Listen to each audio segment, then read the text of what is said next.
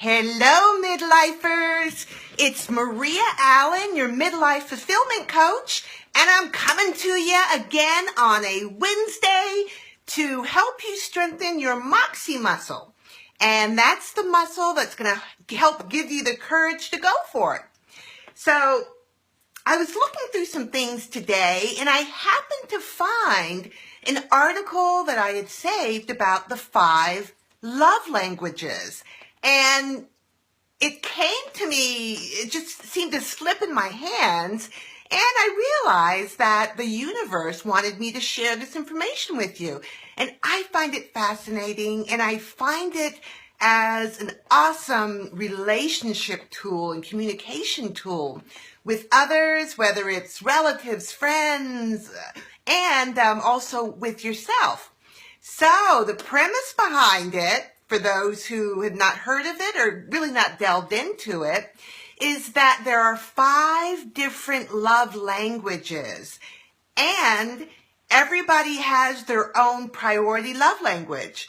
And that love language is how a person feels loved. What is the vehicle? What language needs to be spoken to a person or to yourself to make you feel loved? And the 5 love languages are words of affirmation, and those are spoken words, make you feel loved. Number 2, quality time.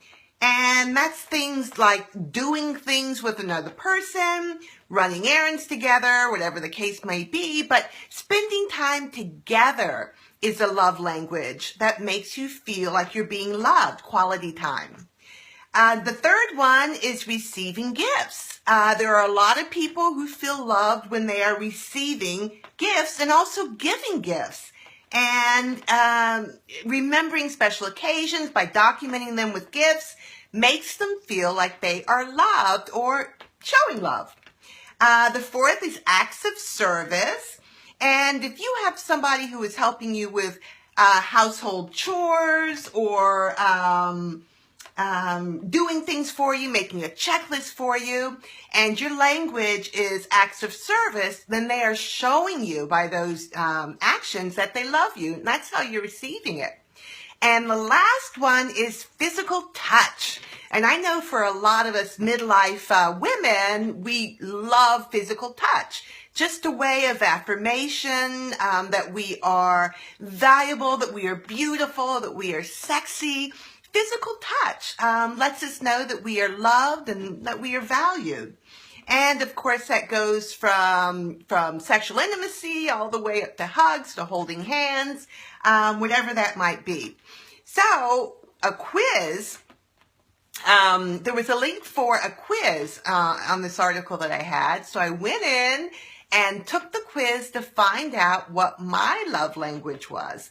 And it was a series of about 30 questions where you couldn't quite figure out where it was going. And you know how you take some quizzes and it's obvious, you know, that 1 is for this, 2 is for this, and 3 is for this? You couldn't figure it out ahead of time. So come to find out, my love language is words of affirmation. And it's true. I do feel loved when spoken words are used towards me.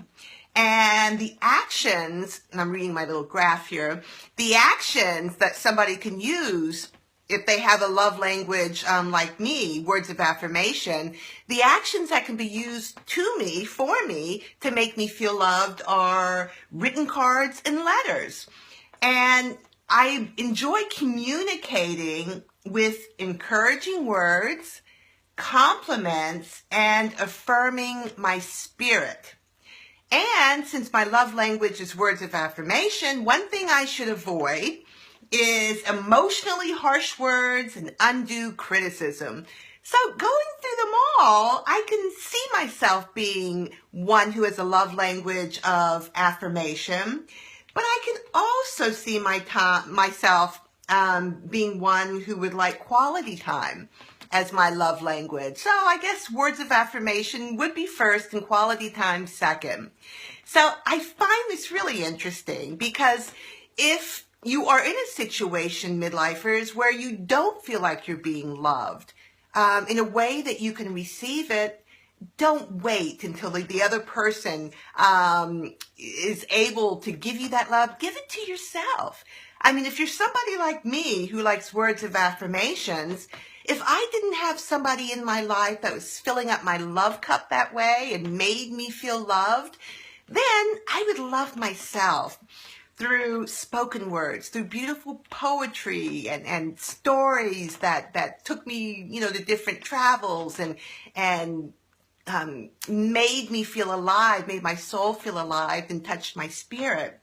Written cards and letters. I would also go back and look through different letters and testimonials that have been written to me.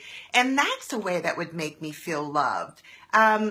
Mantras are a way that can make me feel loved because the spoken word is very powerful to me. Positive spoken words. So I just thought it was really interesting. And it's all under the title of the 5 Languages of Love. And this is by Gary Chapman.